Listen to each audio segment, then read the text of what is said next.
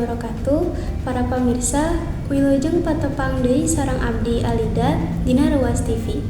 Anu bade ngadugikeun warta Senin 28 Januari 2024. Kajadian penculikan ayeuna loba di kota-kota gede. Salah sahijina di daerah Solontongan. Korban penculikanna nyaeta siswi SMA. Kajadianna sekitar tabuh 5 sore.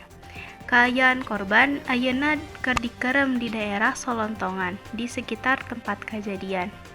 Aya rekaman CCTV anu ngarekam kejahatan si pelaku. Di tempat aya oge warga anu ningali korban dibawa kabur.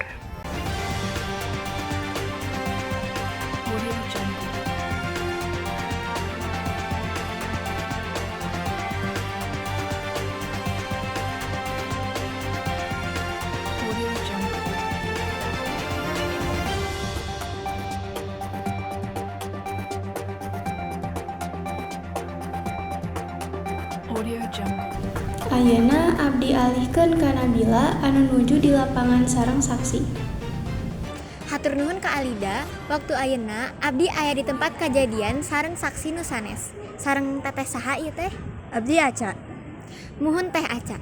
Sebenarnya aya kejadian naon dinten ayeuna? Tadi abdi ninggal budak SMA dibawa kabur ku jalema asing. Iraha kejadian eta lumangsungna? Sekitar tabuh 5. Muhun hatur nuhun ka Aca. Upami ieu sareng saha? Abdi Anissa.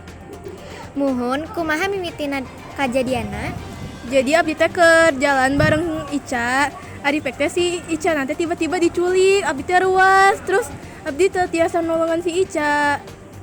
Aduh, abdi ngiringnya. Hatur nuhun ka Anissa. Salajengna abdi bade ngawancara palaku. Ayeuna abdi sareng palaku anu tos ditahan ku polisi. Sateancana abdi bade naros. Kunaon budak SMA ieu anu jadi sasaran? Ya abdi tos lami ngicil budak ieu.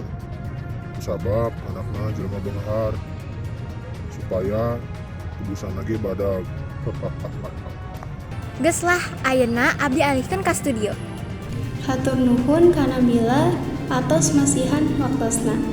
Dina kejadian ieu ngajadikeun perhatian keur urang sarerea kudu waspada. Sakitu wae warta dinten ayeuna. Hatur nuhun tos memperhatikeun warta di Ruas TV. Abdi Alida pamit undur diri. Wassalamualaikum warahmatullahi wabarakatuh.